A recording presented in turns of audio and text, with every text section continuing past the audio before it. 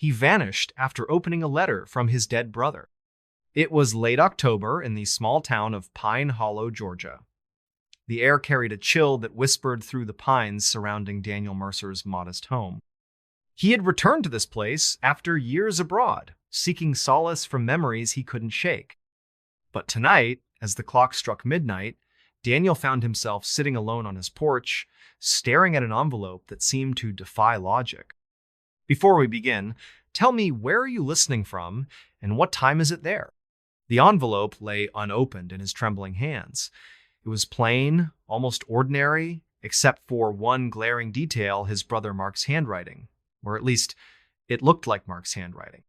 Mark had been presumed dead for years now, lost during a fishing trip on Lake Superior. His body had never been recovered, leaving behind only questions and silence. Yet here was this letter addressed simply to Daniel, with no return address or explanation. For a moment, Daniel just stared at it, his mind racing. Should he open it? Was it some cruel prank? A mistake? No. The handwriting felt too familiar, too personal. Finally, curiosity won over caution. He tore open the envelope carefully, revealing a single sheet of paper inside. As he unfolded it, the faint scent of damp earth wafted up, making his stomach churn. Dear Daniel, if you're reading this, then I'm still alive. Or maybe I never really died. I don't know anymore. I remember the lake storm, the cold, and then waking up somewhere else, somewhere dark. There are things here, Daniel. Things that move in the shadows and whisper names. They know me. They knew me before I got here. Daniel paused, swallowing hard. His breath hitched as he continued reading. Time doesn't work the same way here. Days feel like centuries. Nights stretch endlessly. I've tried to find my way back, but every door leads deeper into this place. There's something calling me, pulling me further away from what's left of the world I once knew. His heart pounded as he read the next lines. I saw your face in a dream last night. You were looking for me. Don't do it, Daniel. Whatever you think you need to do, don't come looking for me. This isn't a place for the living. And if you ever get a letter like this one, burn it. By the time Daniel finished reading, sweat dripped down his forehead. The night around him seemed heavier, darker. The crickets had stopped chirping entirely, and the wind rustled the trees with an unsettling rhythm. He glanced toward the forest behind his house, its jagged silhouette looming against the moonlit sky. For a moment, he thought he saw a movementous shadow darting between the trunks, but when he squinted, there was nothing. He sat there for hours, replaying the words in his head. Was it real? Could Mark truly be alive? Or was this some elaborate hoax meant to torment him? By dawn, exhaustion forced him to retreat indoors. He locked the doors, drew the curtains, and tucked the letter under his mattress. Despite his fatigue, sleep eluded him. Every creak of the house made him jump. Every shadow cast by the fading sunlight sent shivers down his spine. That morning, Daniel decided to investigate further. He retrieved the letter and began writing a response. Questions poured out onto the page. Where was Mark? How could he contact him again? What did he mean about burning the letter? Before he could finish, however, another sound interrupted him. Knock, knock, knock. 3 sharp raps echoed through the house, coming from the attic. Daniel froze, his pen hovering above the paper. The attic hadn't been opened in years, not since their childhood. The ladder leading up was broken, and the hatch itself was sealed shut. Yet, there it was, again, another knock, louder this time. Summoning every ounce of courage, Daniel climbed the creaky stairs to the second floor. With each step, the knocking grew louder, more insistent. When he reached the ceiling panel, he hesitated. Then, without warning, the hatch swung open on its own. A gust of icy air rushed down, carrying with it the same earthy smell from the letter.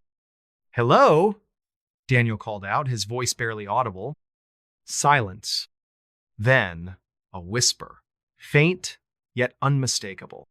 Daniel, his blood ran cold. That voice, it couldn't be. Not possible. "Mark?" he whispered, backing away. Another pause. Then, "It's too late." With those final words, the figure lunged forward. Daniel screamed, stumbling backward as the thing closed in. The last thing he remembered was the sensation of being pulled upward into the void beyond the attic. When the sun rose the next morning, Daniel Mercer was nowhere to be found. His truck sat abandoned in the driveway, keys still in the ignition. Inside the house, the letter remained untouched beneath the mattress, its contents unread by anyone else. Neighbors reported hearing strange noises during the night knocking, whispers, cries but by daylight, everything appeared normal, or so they thought. Years later, hikers near Pine Hollow claimed to have seen a man wandering through the woods, muttering to himself. Some said he resembled Daniel Mercer, though older, frailer. Others swore he wasn't human at all, that his eyes glowed red in the dark and his skin bore unnatural markings as though carved by unseen hands. No one knows for certain what became of Daniel or whether his brother Mark truly existed beyond the grave. But one thing is certain, letters from the dead should never be opened lightly. Once the seal is broken, there's no turning back. And sometimes, the dead aren't the only ones watching.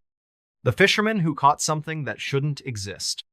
It was a crisp autumn morning in the small coastal town of Seabrook, Massachusetts. The air carried the scent of salt water and pine, mingling with the faint aroma of coffee wafting from the local diner. At precisely 6:47 a.m., as the sun began its slow ascent over the horizon, casting golden hues across the water, Thomas Grayson prepared his fishing gear at Dock 12. Thomas was no ordinary fisherman. A veteran of the United States Navy, he had spent 20 years navigating the world's oceans before settling down in this quiet New England town. His weathered hands moved methodically, checking each line and lure with the precision of someone who understood the importance of preparation. The dock creaked softly beneath his boots, echoing the rhythmic lapping of waves against the wooden pilings. This particular morning felt different, not because of any specific sign or omen, but rather an unspoken feeling that lingered in the stillness of the pre-dawn hours. The gulls were unusually quiet, their usual cacophony replaced by an almost reverent silence. Even the wind seemed to hold its breath as it whispered through the rigging of nearby boats. By 7:15 a.m., Thomas had cast his line into the water, letting it drift with the current just beyond the breakers. He settled onto his folding chair, thermos of black coffee in hand, watching the horizon where sea met sky. The water shimmered under the growing light, a living mirror reflecting the heavens above. It would be another hour before the tide turned, giving him plenty of time to simply exist in the moment. As the clock struck 8:30 a.m., Thomas noticed something unusual about his line. It wasn't the steady pull of a typical catch, but rather an erratic tugging that seemed almost deliberate. His experienced fingers tightened around the reel as the resistance grew stronger. This was no ordinary fish. The movement below the surface suggested something much larger than anything he'd encountered in these waters.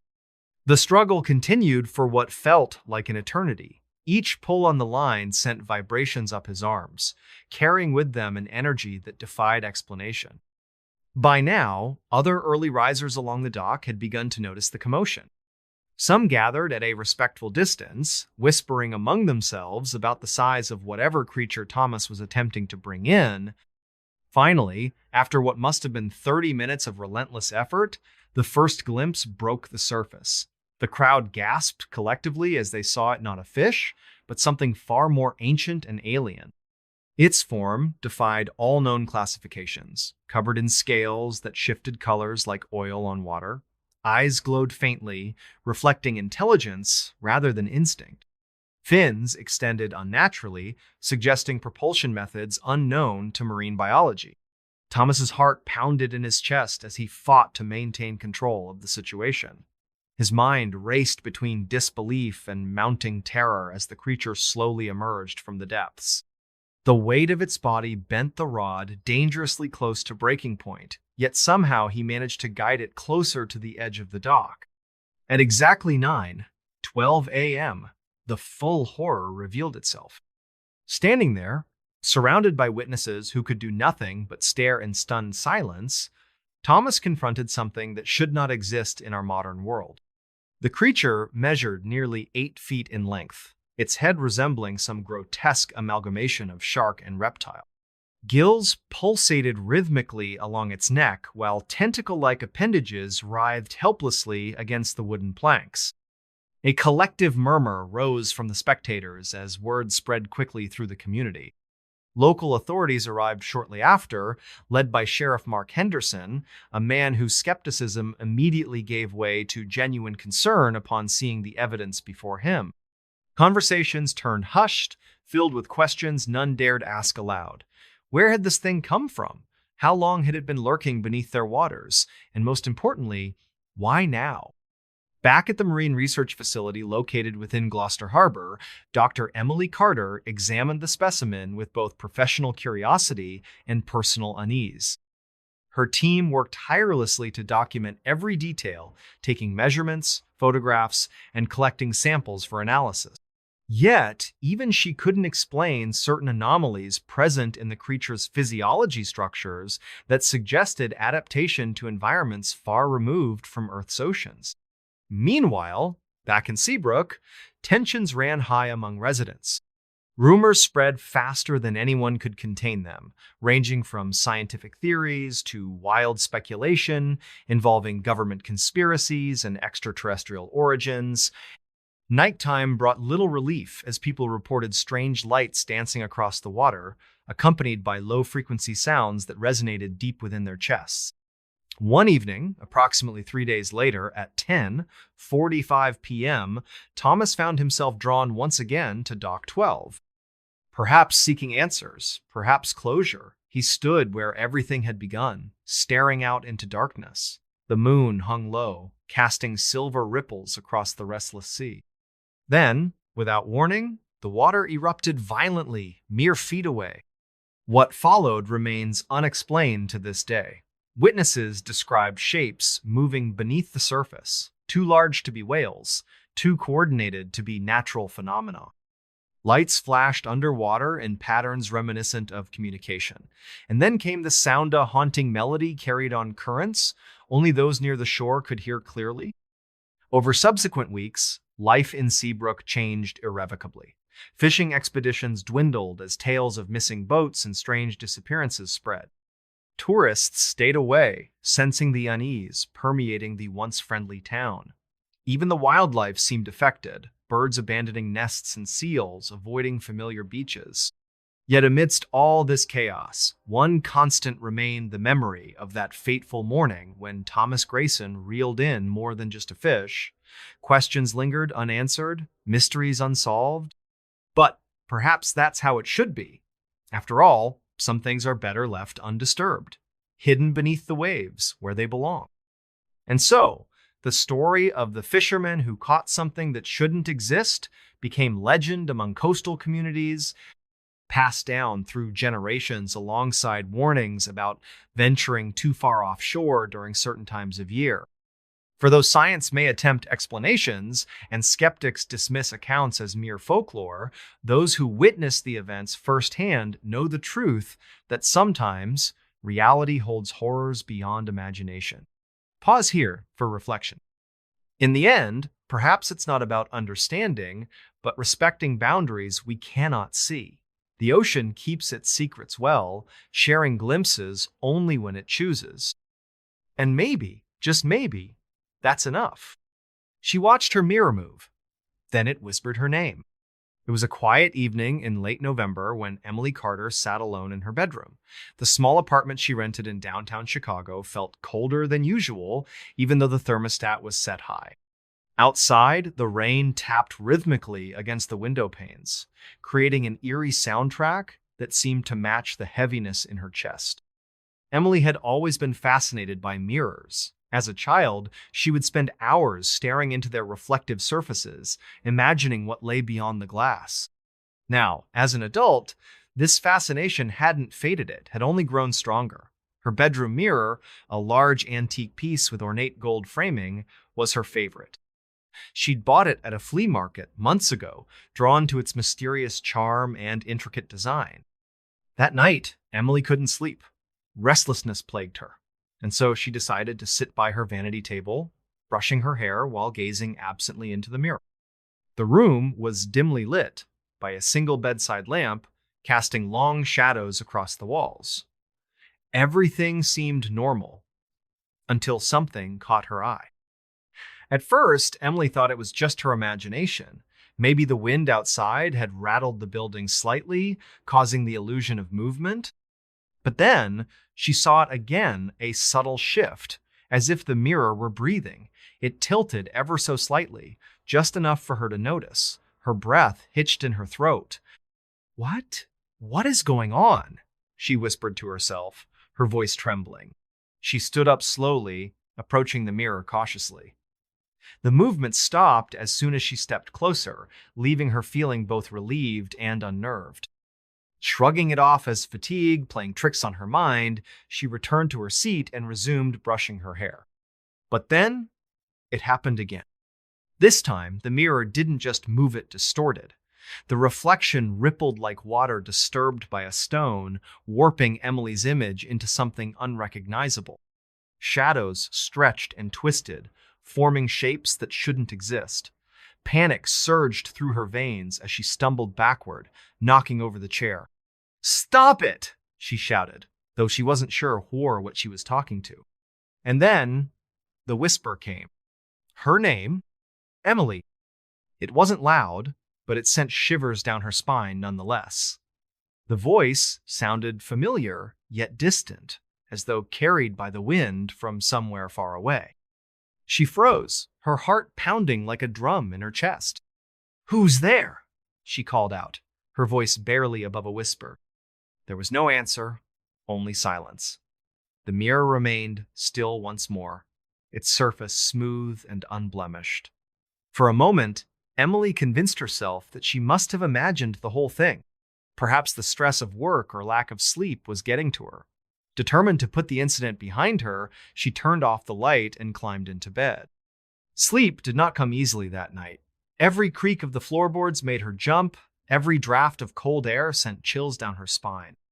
Just as she began to drift off, another sound woke her, the faintest scraping noise coming from her vanity.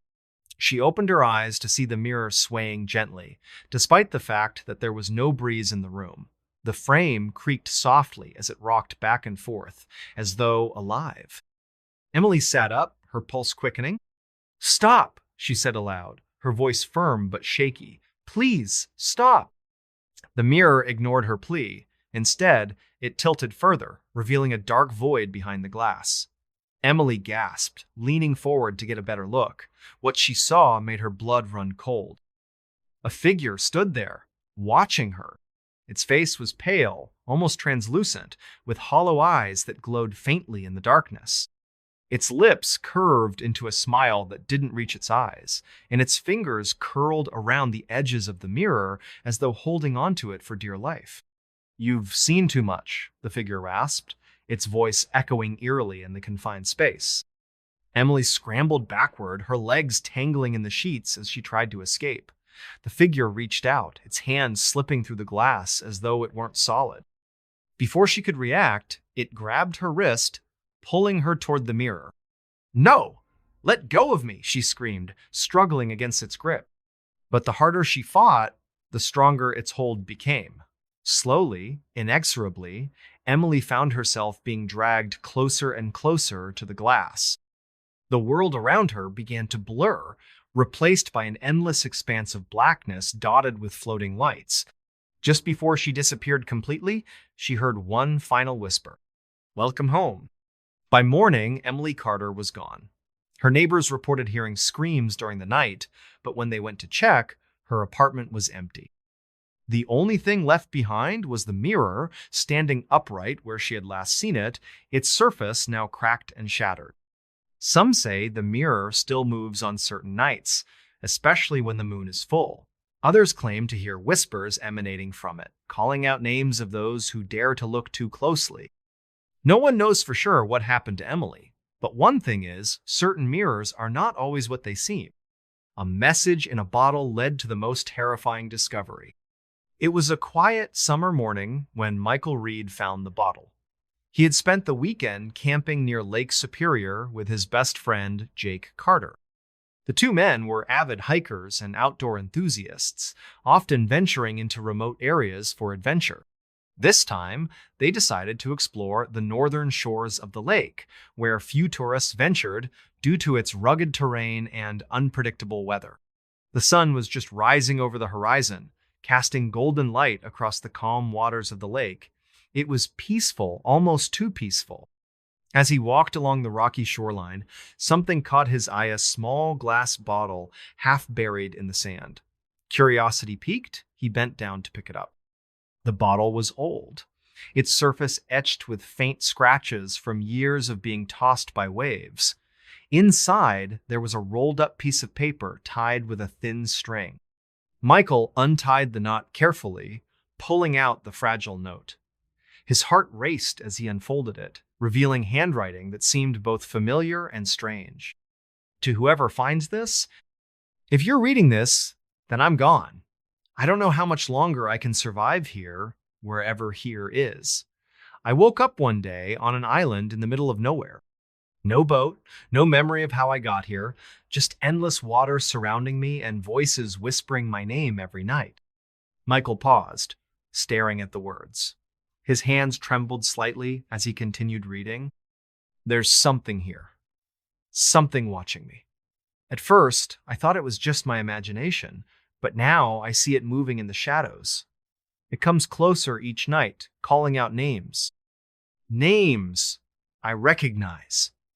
People I knew before. But they're not alive anymore. By the time Michael finished reading, his stomach churned with unease. He glanced toward Jake, who was still setting up their tent nearby. Should he show him or keep it to himself? Before he could decide, another sound interrupted him. From the corner of his eye, Michael saw movement in the water. A dark shape surfaced briefly before disappearing again. His pulse quickened as he stared harder, trying to make sense of what he'd seen. Was it a fish? A log? Or something else entirely? That evening, as the sun dipped below the horizon, Michael couldn't shake the feeling that they weren't alone. The wind picked up, rustling through the trees with an unsettling rhythm. Shadows stretched long across the campsite, making even the most mundane objects appear sinister. Jake noticed his friend's unease and asked about it. Something's wrong, Michael admitted, holding up the bottle. I found this today.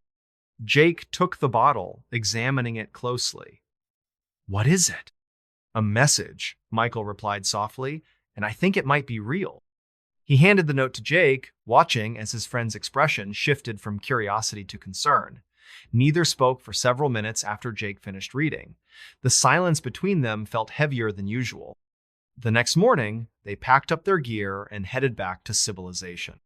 Along the way, Michael couldn't help but notice strange occurrences, their compass spinning erratically, birds flying in unnatural patterns, and echoes of whispers carried by the wind. Each incident made his skin crawl, reinforcing the eerie sensation that something or someone was following them. When they finally returned to town, Michael went straight to the local library. He wanted answers. After hours of research, he discovered something disturbing. Stories of disappearances around Lake Superior dating back decades. People vanishing without a trace, leaving behind only cryptic messages or personal belongings washed ashore. One account stood out: a woman named Clara Thompson who claimed to have received a similar message in a bottle. She described waking nightmares of shadowy figures and voices calling her name. Her disappearance remains unsolved to this day. Weeks passed, but the mystery haunted Michael relentlessly. Every creak of his house at night sent shivers down his spine. Every shadow cast by moonlight seemed darker, more menacing. One stormy night, while sitting alone in his living room, he heard a soft knock at the window. Knock, knock, knock. Heart pounding, he approached cautiously. Outside, the rain poured heavily, obscuring everything beyond the glass. Yet, when he peered closer, he swore he saw a movementa figure standing in the darkness, its face pressed against the pane. Before he could react, the figure vanished. In its place, written in condensation on the window, were three chilling words. Open the door. Days turned into weeks, and the encounters grew more frequent. Whispers echoed through his house late at night. Shadows flitted across walls when no one was there. And always, always, that same phrase appeared wherever he looked. Open the door. Finally, driven mad by fear and exhaustion, Michael did exactly that. The moment he turned the lock, cold air rushed inside, carrying with it the scent of damp earth and salt water. Standing in the doorway wasn't human not entirely. Its form shimmered like heat waves, shifting between shapes until settling on something vaguely humanoid. Eyes glowed faintly in the darkness, fixed intently on Michael. "You shouldn't have opened it," the creature rasped, its voice echoing unnaturally. "What? What are you?" Michael stammered, backing away. "That doesn't matter anymore," it replied. "You've already let us in."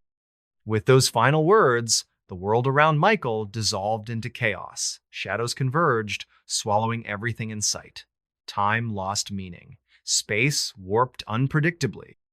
All he could hear was laughter, cold, cruel, and endless. No one knows what became of Michael Reed. His house sits abandoned now, windows boarded up, grass growing wild in the yard. Some say they still hear knocking at night 3 sharp raps, followed by whispers too faint to understand. Others claim to see a man wandering aimlessly near Lake Superior, muttering to himself under the moonlight. Whatever the truth may be, one thing remains certain. Messages in bottles should never be ignored lightly. Once opened, there's no turning back. And sometimes, the things we unleash aren't the only ones watching. The man who made a deal with the devil and kept it. It was a cold December evening in the small town of Black Hollow, Pennsylvania. The snow had started falling earlier that day, blanketing everything in pristine white, but there was an unsettling stillness in the air that made even the bravest residents uneasy. This was the kind of quiet that whispered secrets from beyond the veil of reality. Ethan Grayson sat alone in his dimly lit study, staring at the flickering flames of the fireplace. He was a man in his mid-30s, with sharp features and eyes that carried the weight of too many sleepless nights. Ethan wasn't always like this. He used to be optimistic, hopeful, someone who believed in second chances, but life had a way of chipping away at people until all that remained were their darkest desires. Years ago, Ethan had lost everything. His wife, Clara, died in a car accident when she was only 28 years old. Their young daughter, Emily, followed shortly after, succumbing to a rare illness no doctor could explain. Grief consumed him, turning him into a shell of the man he once was. Desperation drove him to places most would never dare tread. That night, as the clock struck midnight, Ethan found himself standing in front of the ancient oak tree at the edge of town. The tree was said to have stood there for centuries, its twisted branches reaching out like skeletal fingers. Local legends spoke of it as a gateway place where deals could be made if one dared to ask. He didn't know what compelled him to go there, but something deep inside told him this was his last chance. As he approached the tree, the wind picked up, howling through the barren branches. Shadows danced across the snow, forming shapes that shouldn't exist. Ethan hesitated, his heart pounding in his chest. Then he spoke aloud, his voice trembling but resolute. "I'll do anything," he said, his words barely audible over the wind. "Anything to bring them back." For a moment, nothing happened. The world seemed frozen in time, the silence pressing down on him like a physical weight. Then, a low chuckle echoed around him, sending shivers down his spine. "You mean it?" came a voice, smooth and menacing, as if spoken directly into his mind. "Yes," Ethan replied without hesitation. "I mean it." "And what are you willing to give in return?" Ethan thought about it for a moment, though deep down he already knew the answer. "My soul," he whispered.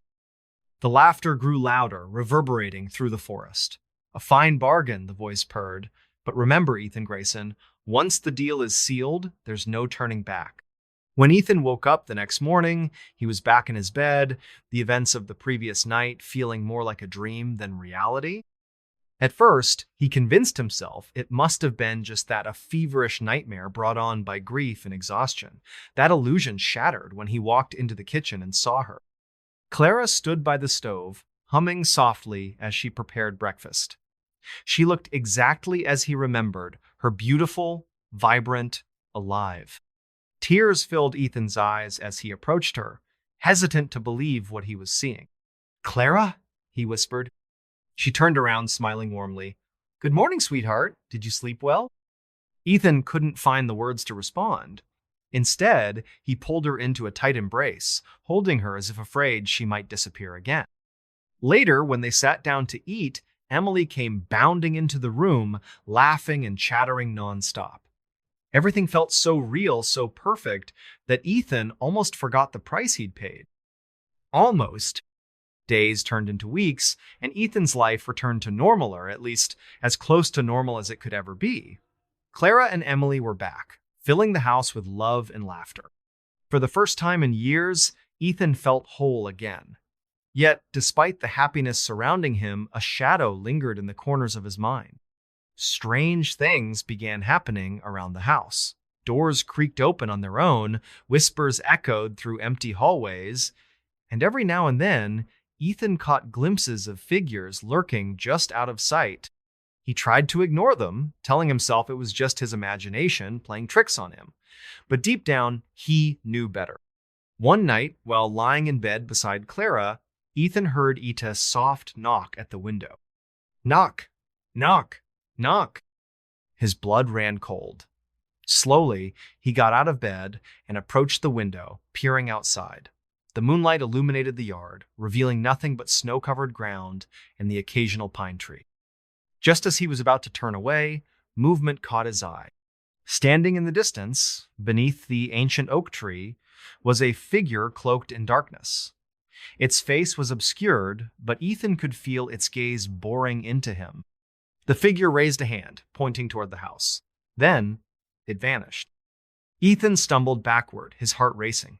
He wanted to wake Clara, to tell her what he'd seen, but something stopped him.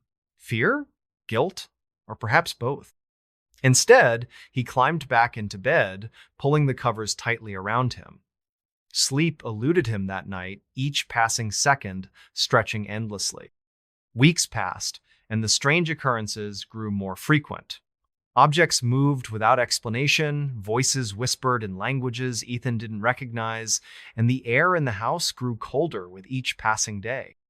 Despite this, Clara and Emily remained blissfully unaware, continuing their lives as if nothing unusual was happening.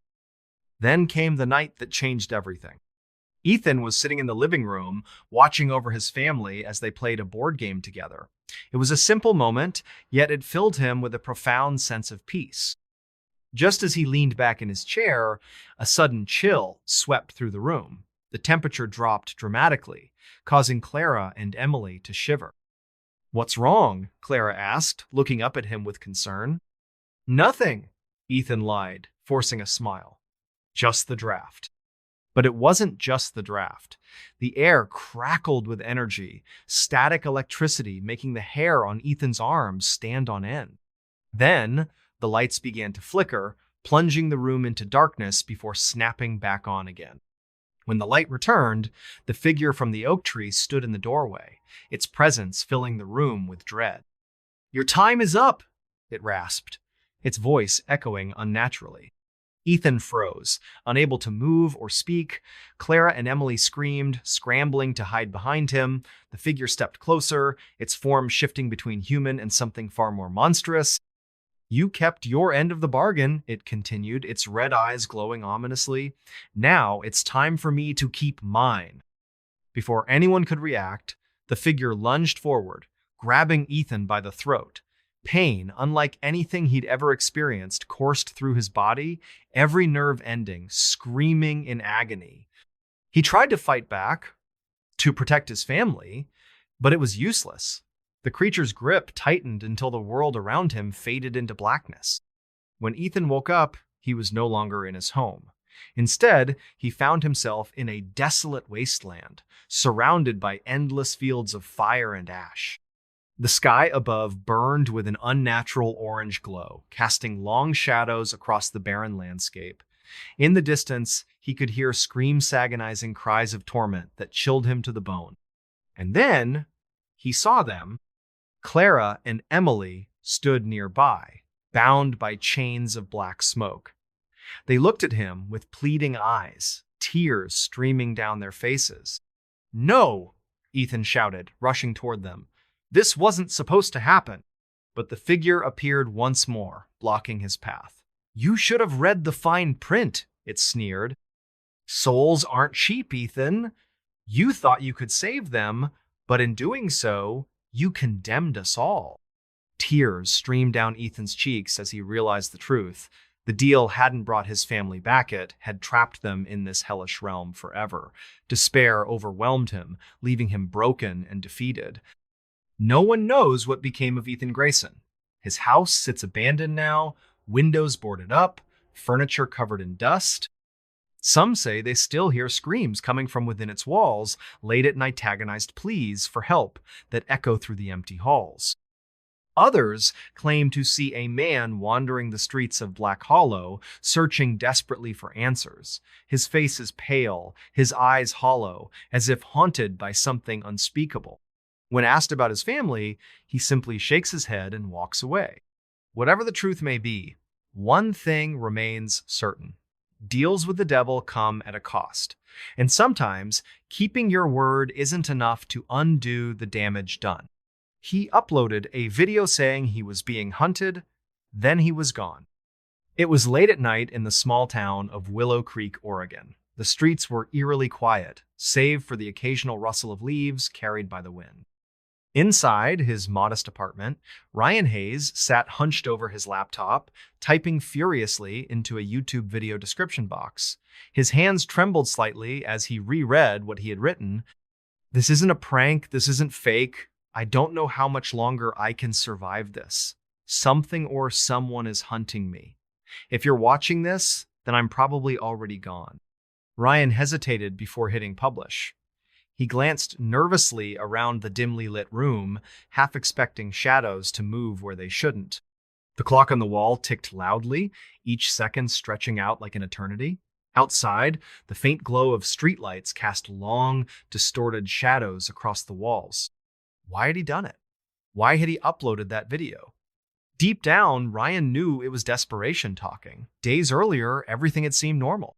He was just another ordinary man, living an ordinary life, a graphic designer, working from home, spending most of his time behind a screen.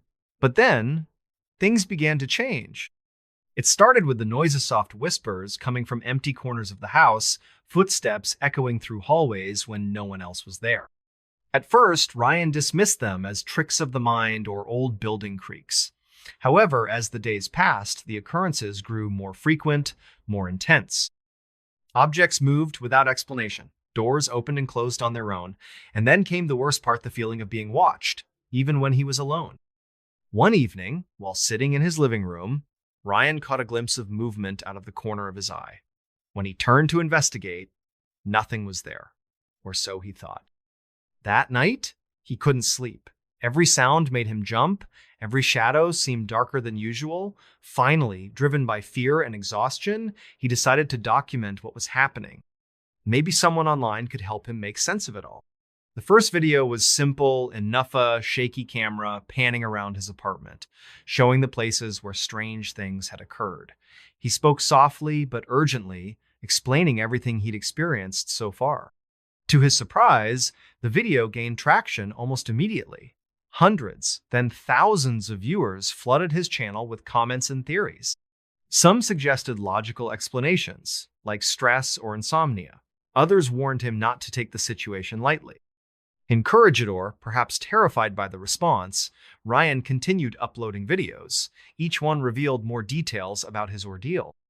In the third video, he showed footage captured by his phone's night vision mode, dark shapes moving in the background, just out of focus.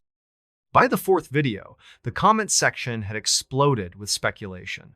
People claimed to recognize patterns in the shadows, suggesting connections to urban legends or supernatural phenomena. But the fifth video would be different. It wasn't meant to entertain or inform, it was a cry for help. Ryan took a deep breath and adjusted the webcam mounted above his monitor. The light from the screen illuminated his pale face, highlighting the dark circles under his eyes. His voice cracked slightly as he began speaking. "I don't know why this is happening," he said slowly, choosing his words carefully. "I've tried ignoring it, blocking it out, pretending it doesn't exist, but it's getting worse. Whatever it is, it's closing in." He paused, glancing toward the door as if expecting something or someone to burst through at any moment. "I recorded some audio last night," he continued after a beat. "Listen for yourself." With trembling fingers, Ryan clicked play on a file saved on his desktop. Static filled the room, followed by low, guttural growls that sent shivers down his spine. Then came the whisper, a single word repeated over and over, barely audible but unmistakable. "Ryan." The sound cut off abruptly, leaving only silence. For several seconds, neither Ryan nor the camera moved. Finally, he cleared his throat and forced himself to speak again. "That's all I have for now," he said quietly. "If anyone knows what to do, how to stop this, please let me know, because I don't think I can keep running forever." Hours later, Ryan uploaded the video and stepped away from his computer, hoping against hope that someone might actually understand what he was going through. As he climbed into bed, he told himself it would be okay, that tomorrow, maybe, things would improve, but deep inside, he knew better. Sleep eluded him. Shadows danced across the ceiling, forming shapes that shifted and twisted unnaturally. Somewhere in the distance, a dog barked twice, its cries fading into silence. Ryan pulled the blanket tighter around him, trying to ignore the creeping sensation that someone or something was standing just outside the bedroom door. The next morning, Ryan didn't wake up. His landlord found him hours later, alerted by the smell of burnt plastic wafting from beneath the apartment door. The scene inside was surreal. Every electronic device in the room, phones, laptops, TV had been destroyed. Their screens cracked and wires exposed. On the floor lay fragments of shattered glass and melted metal. In the center of the chaos stood Ryan's desk chair, tilted precariously backward as though abandoned mid-motion. There was no sign of Ryan himself. Word spread quickly through Willow Creek about the missing man who had documented his own disappearance. Investigators scoured the apartment, searching for clues. They discovered remnants of the videos still stored on Ryan's hard drive, along with fragments of text messages sent to friends and family in the days leading up to his vanishing. In one message, dated shortly before the final video was uploaded, Ryan wrote, "They're here. I can hear them breathing. Please tell someone, anyone." Another reads simply, "It knows my name." Despite extensive searches, no trace of Ryan Hayes was ever found. His case remains unsolved to this day, though many believe his videos hold the key to understanding what happened. Some say they still receive notifications when new content appears on his Channel 11, though the account has been inactive for years. And sometimes, late at night, people claim to hear whispers emanating from their speakers, calling out names they recognize. Names like Ryan's. The island where time stops at exactly 3:07 a.m. It was a quiet evening when Michael Hayes arrived at the small coastal town of Willow Creek, Oregon. He had spent weeks researching strange occurrences around Lake Superior for his freelance journalism Projecta documentary about unsolved mysteries in America. As he delved deeper into local legends, one particular tale stood out: the legend of Blackwater Island, where time supposedly stopped every night at exactly 3:07 a.m. Michael wasn't the kind of person who believed in supernatural phenomena outright. A man in his mid-30s with sharp features and piercing blue eyes, he prided himself on skepticism balanced by curiosity. But something about this story intrigued him. It wasn't just the eerie nature of the legend, it was the way locals avoided discussing it altogether. When pressed, they would change the subject or warn him not to investigate further. Ignoring their advice, Michael decided to visit Blackwater Island himself. Bajan one, Pendahuluan, Latar Belakang. Michael Hayes lived in a small town near Lake Superior. By day, he worked as a freelance journalist, writing articles about local history and folklore. By night, however, his passion lay elsewhere, exploring conspiracy theories and paranormal phenomena. This fascination stemmed from childhood memories of listening to ghost stories with his friends, though most dismissed it as mere entertainment. Lately, Michael had been feeling restless. His work consumed most of his time, leaving little room for hobbies or relaxation. On this particular weekend, he decided to dive deeper into his research, hoping to find a story worth telling. That's when he discovered Blackwater Islandian enigma wrapped in secrecy. As he delved further into the documents, Michael noticed patterns emerging. Names of missing individuals, dates of unexplained disappearances, and references to time anomalies scattered throughout the files. Some entries described eerie sighting shadowy figures moving where they shouldn't, lights flickering beneath the water's surface, and screams carried by the wind. Others hinted at experiments involving human subjects, though the details remained vague. Despite the warnings scribbled in margins, "Do not pursue, leave it alone," Michael felt compelled to investigate. Perhaps it was curiosity, or maybe it was destiny pulling him toward the truth. Bagian 2, Persiapan Perjalanan. For days, Michael prepared meticulously. He gathered supplies, food, water, flashlights, recording equipment, and studied maps of the lake. Locals warned him against venturing too far from shore, claiming the waters around the island were treacherous. Fishermen spoke of whirlpools that appeared out of nowhere, while hikers described thick fog that swallowed entire groups. One elderly woman named Mrs. Harper shared a chilling tale over coffee. "That island isn't natural," she whispered, glancing nervously around the cafe. "People go there, and they don't come back." Michael nodded politely but dismissed her words as superstition. Still, he couldn't ignore the unease growing inside him. What if the legends were true? What if the government really did cover up something unimaginable?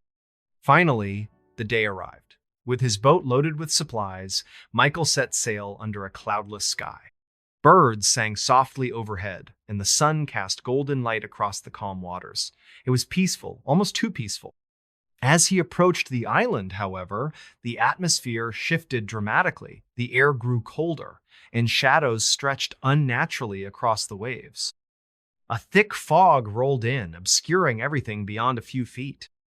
"I should turn back," Michael muttered to himself, gripping the wheel tightly, but it was too late. The fog enveloped him completely, and when it cleared, the island loomed ahead, a jagged mass of rock and trees shrouded in mystery. Bagian 3, Tiba di Pulau. Stepping onto the island, Michael immediately sensed something wrong. The ground beneath his boots felt spongy, almost alive. Strange noises echoed through the dense forest branches, snapping, whispers carried by the wind, and faint cries that sounded eerily human. Each step brought him closer to the heart of the island, where ruins of what appeared to be a laboratory stood half buried in vines and moss. Inside the ruins, Michael found remnants of experiments long abandoned. Test tubes filled with murky liquid-lined shelves, their contents glowing faintly in the dim light. Papers scattered across desks contained diagrams of creatures that defied logicybrids between humans and animals, beings with multiple eyes, and entities made entirely of shadow. At the center of the room lay a single objecta-black clock etched with symbols that pulsed faintly under his flashlight beam. "What is this?" Michael whispered, reaching out cautiously. Before he could touch it, the clock emitted a low hum, vibrating gently in his hand.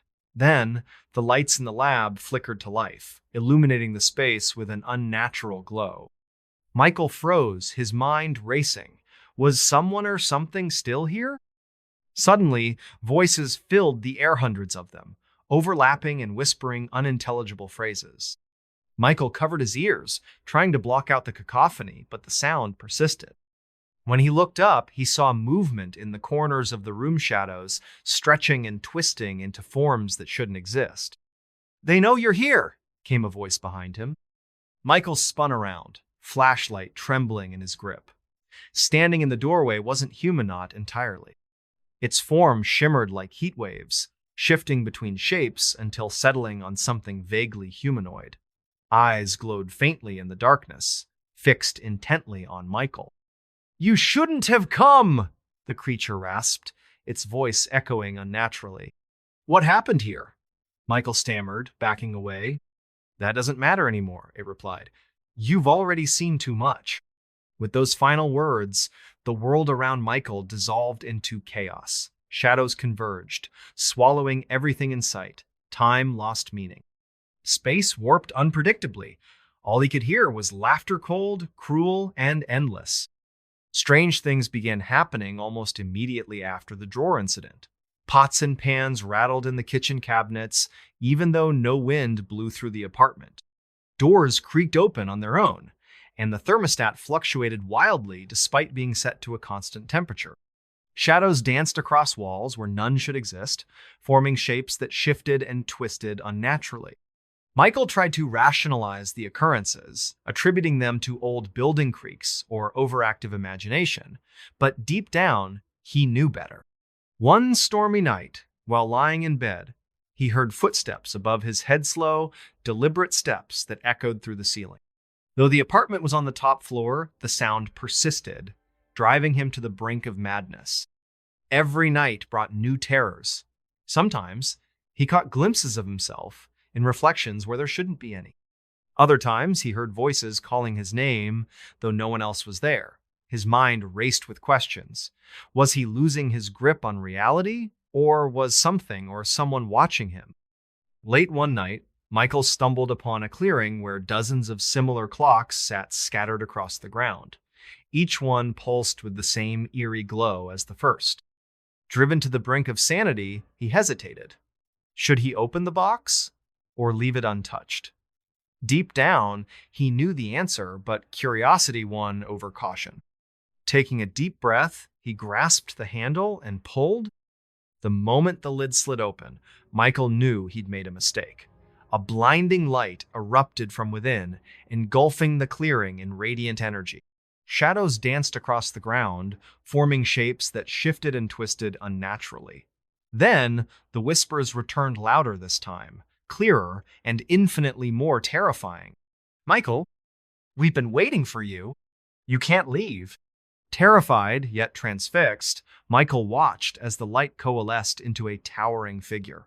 Its form shimmered like heat waves, constantly shifting between human-like features and abstract shapes. Eyes glowed faintly in the darkness, fixed intently on him. "You shouldn't have opened it," the creature rasped, its voice resonating unnaturally. "I didn't mean to," Michael stammered, stumbling backward. "That doesn't matter now," it replied. "You've awakened us, and we intend to stay." Panic surged through Michael as the creature advanced, its glowing red eyes piercing through the gloom. He tried to flee, but the forest around him warped and twisted, creating impossible paths and dead ends. Shadows converged, trapping him in a cocoon of darkness.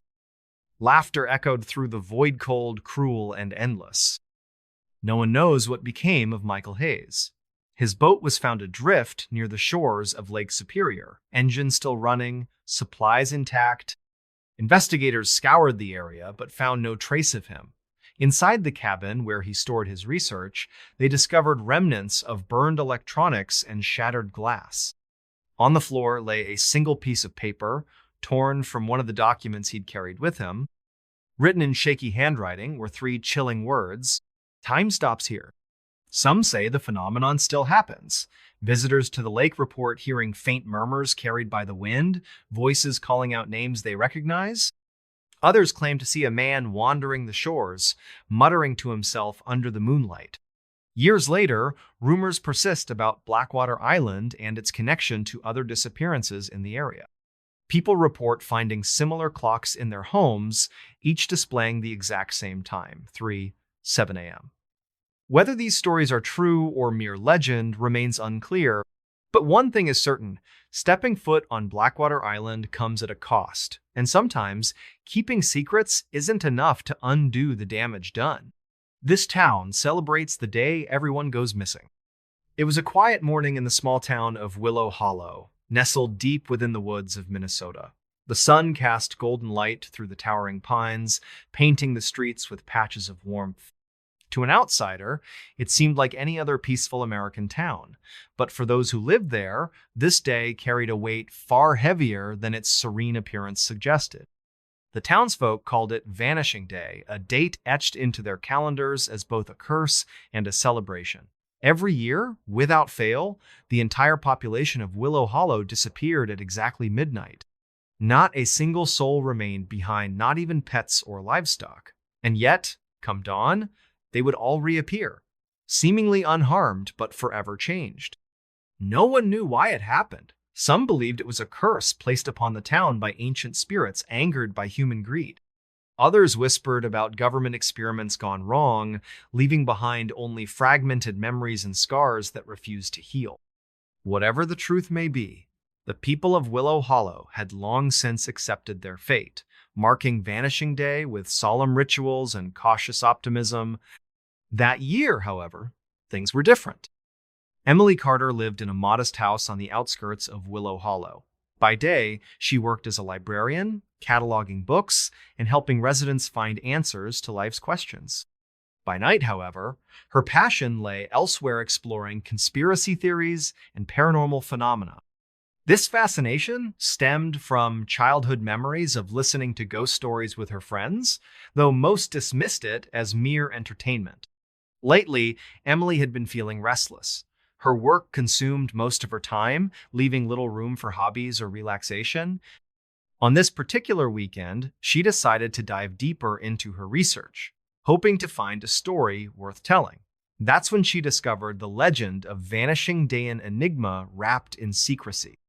According to the documents, the disappearances began decades ago, shortly after the construction of a mysterious government facility just outside the town limits. Official reports claimed the building housed scientific research labs, but locals swore it was something far more sinister, a place where time bent, space warped, and reality itself became fluid.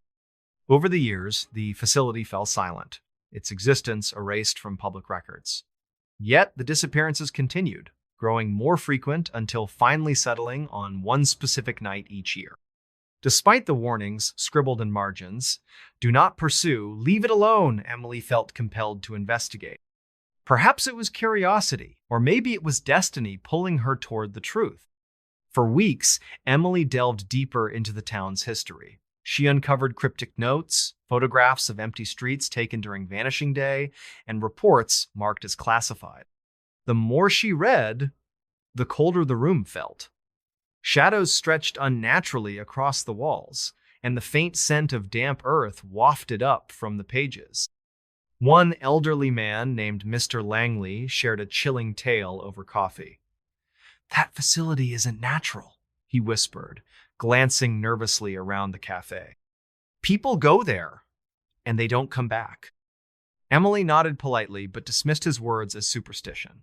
Still, she couldn't ignore the unease growing inside her. What if the legends were true? What if the government really did tamper with forces beyond comprehension? Finally, the day arrived. With her gear loaded, Emily set out into the night, determined to uncover the truth. As Vanishing Day approached, Emily prepared meticulously. She gathered supplies, notebooks, cameras, recording equipment, and studied maps of the town. Locals warned her against staying awake, claiming it was impossible to resist the pull of whatever waited for them in the void. Fishermen spoke of strange lights above the lake, while farmers described eerie silences that preceded the disappearances. One evening, while sitting alone in her living room, Emily heard footsteps above her head, slow, deliberate steps that echoed through the ceiling. Though her apartment was on the top floor, the sound persisted, driving her to the brink of madness. Every night brought new terrors. Sometimes, she caught glimpses of herself in reflections where there shouldn't be any. Other times, she heard voices calling her name, though no one else was there. Her mind raced with questions. Was she losing her grip on reality, or was something or someone watching her? Days before Vanishing Day, Emily noticed strange occurrences around the town. Clocks ticked backward, mirrors reflected images slightly different from reality, and sometimes she saw shadows moving where they shouldn't. Each incident reinforced the unsettling notion that the event was real and whatever awaited her was not good. Emily tried to rationalize the occurrences, attributing them to old building creaks or overactive imagination. But deep down, she knew better. One stormy night, while lying in bed, she heard whispers carried by the wind-soft murmurs that sounded eerily familiar. Names she recognized, yet couldn't place. The unease grew stronger with each passing hour. When Vanishing Day finally arrived, Emily prepared herself mentally and physically. She set up cameras throughout her house, hoping to capture evidence of what truly happened during those missing hours. Outside, the town gathered once more, lighting candles and singing songs passed down through generations. The air grew heavier with each passing second, as though the world itself held its breath. At precisely midnight, the lights flickered out. Emily's heart raced as darkness enveloped her home. Grabbing her flashlight, she moved cautiously through the rooms, checking each camera feed for signs of movement. For a while, nothing happened. Then, the whispers began. Faint at first, they grew louder and clearer with each step Emily took. Voices calling out names she recognized, yet couldn't place. Shadows danced along the walls, forming shapes that shifted and twisted unnaturally. Somewhere in the distance, a clock struck 13, a sound that froze her blood. "They're coming," came a whisper from behind. Emily spun around, flashlight trembling in her grip. Standing in the doorway wasn't Humanot entirely. Its form shimmered like heat waves, shifting between shapes until settling on something vaguely humanoid. Eyes glowed faintly in the darkness, fixed intently on her. "You shouldn't have stayed awake," the creature rasped, its voice echoing unnaturally. "What happens during those hours?" Emily stammered, backing away. "That doesn't matter anymore," it replied. "You've already seen too much." With those final words, the world around Emily dissolved into chaos. Shadows converged, swallowing everything in sight. Time lost meaning. Space warped unpredictably. All she could hear was laughter, cold, cruel, and endless. Desperate for answers, Emily screamed into the darkness. "Why does this happen?" "To ensure no one leaves," came the reply, its tone softer now, almost regretful. "This town, it wasn't always ours. We were brought here, experimented on, changed." Emily's stomach churned as she realized the implications. Whatever had been done here wasn't just science gone wrong, it was humanity tampering with forces beyond comprehension. The creature continued speaking, its words dripping with sorrow. "They thought they could control us. They were wrong. Now we ensure no one returns." Emily wanted to argue, to plead for her life. But doubt crept in, poisoning her thoughts. How could she fight something so powerful, so ancient?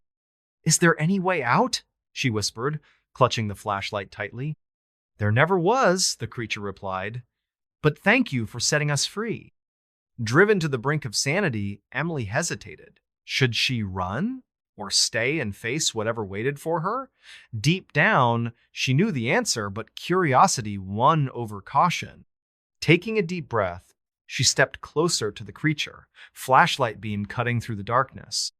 The moment she did, the world around her collapsed.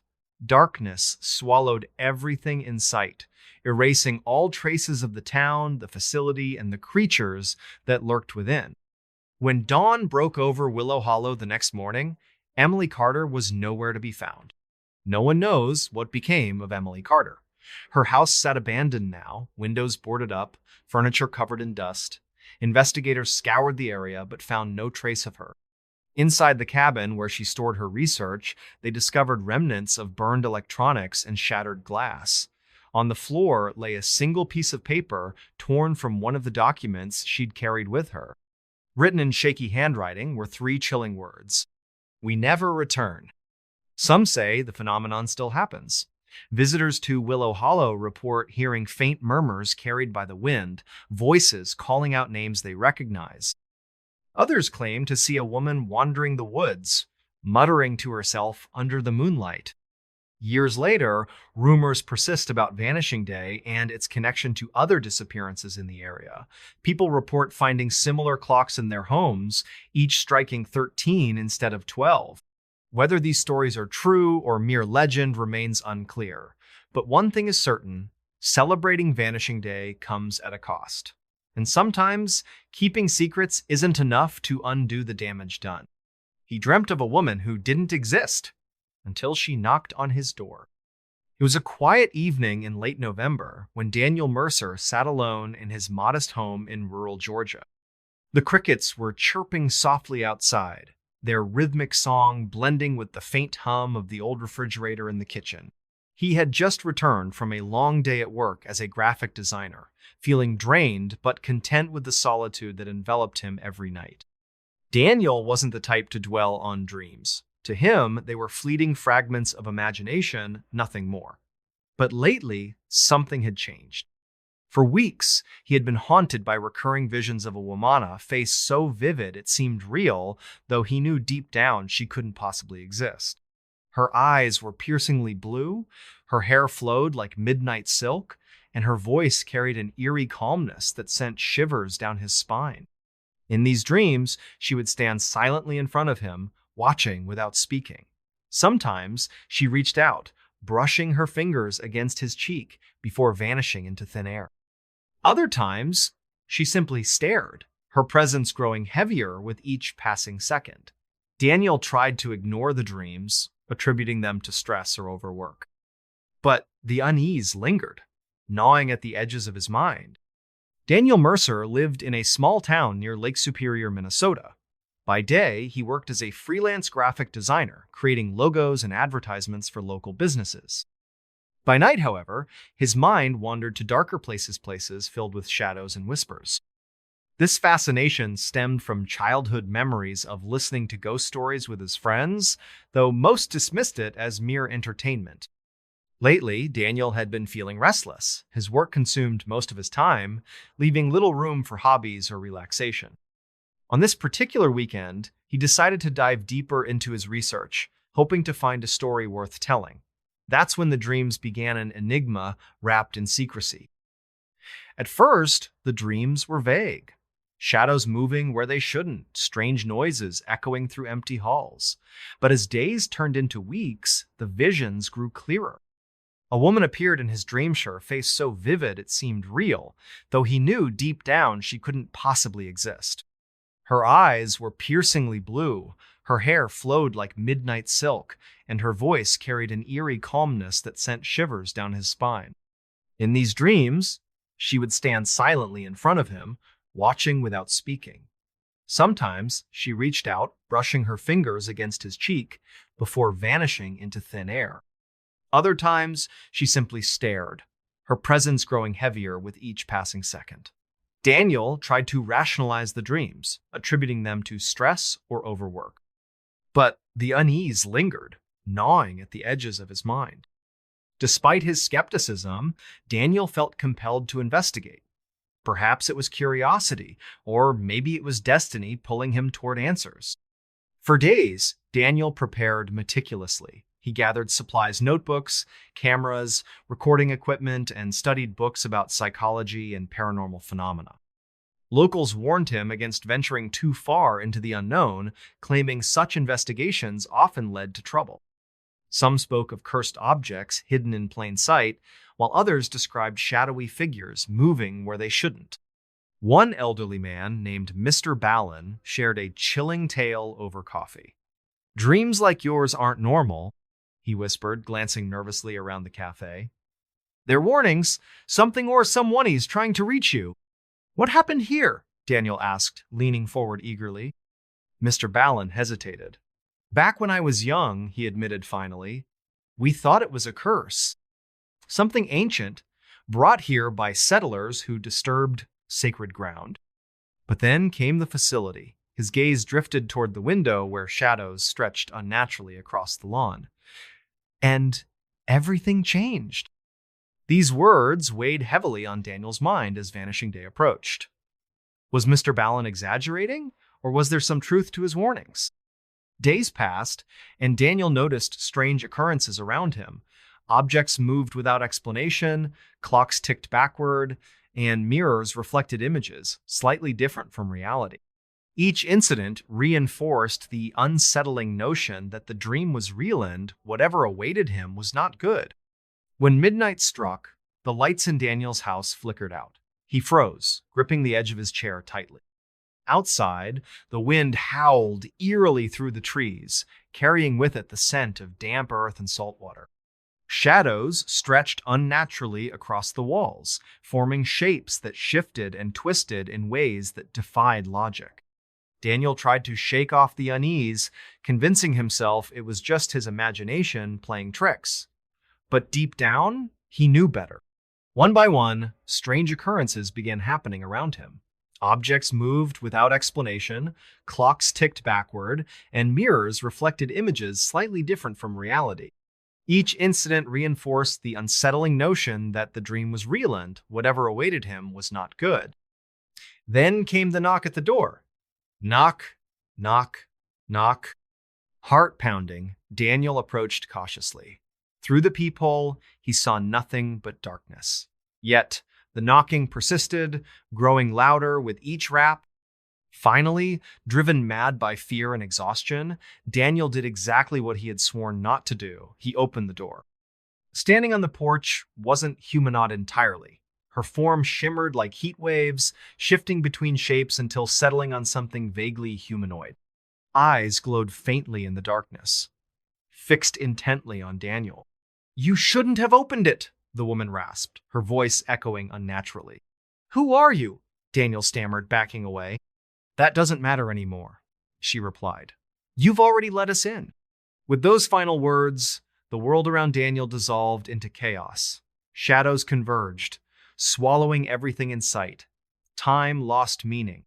Space warped unpredictably. All he could hear was laughter, cold, cruel, and endless. Strange things began happening almost immediately after the drawer incident. Pots and pans rattled in the kitchen cabinets, even though no wind blew through the house. Doors creaked open on their own, and the thermostat fluctuated wildly despite being set to a constant temperature. Shadows danced across walls where none should exist, forming shapes that shifted and twisted unnaturally. Daniel tried to rationalize the occurrences, attributing them to old building creaks or overactive imagination, but deep down, he knew better. One stormy night, while lying in bed, he heard footsteps above his head, slow, deliberate steps that echoed through the ceiling. Though the house was on the top floor, the sound persisted, driving him to the brink of madness. Every night brought new terrors. Sometimes, he caught glimpses of the woman in reflections where there shouldn't be any. Other times, he heard her voice calling his name, though no one else was there. His mind raced with questions. Was he losing his grip on reality? Or was something or someone watching him?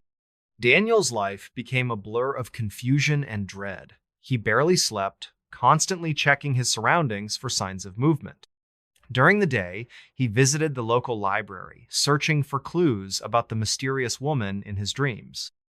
He discovered old newspaper clippings and folklore surrounding Willow Hollow, a town known for its unexplained disappearances.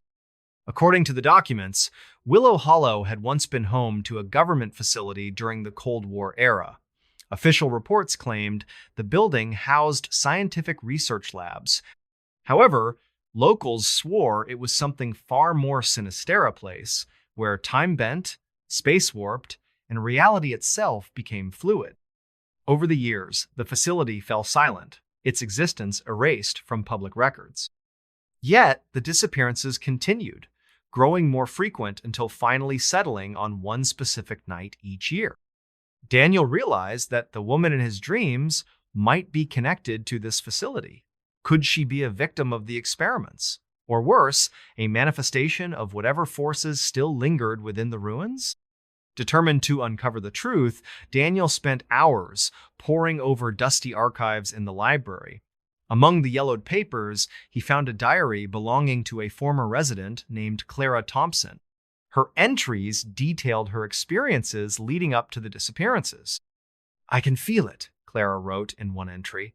Something is watching me. It moves in the shadows, whispering names I recognize, names of people who used to live here. Another entry describes seeing strange lights above the lake. They come every night now, she wrote. Bright flashes that disappear as quickly as they appear. Is this our fate? To vanish into nothingness? These words haunted Daniel as he read them. Could the same forces responsible for Clara's disappearance still linger today, or was there something else at play? As Vanishing Day drew nearer, Daniel prepared himself mentally and physically. He set up cameras throughout his house, hoping to capture evidence of what truly happened during those missing hours.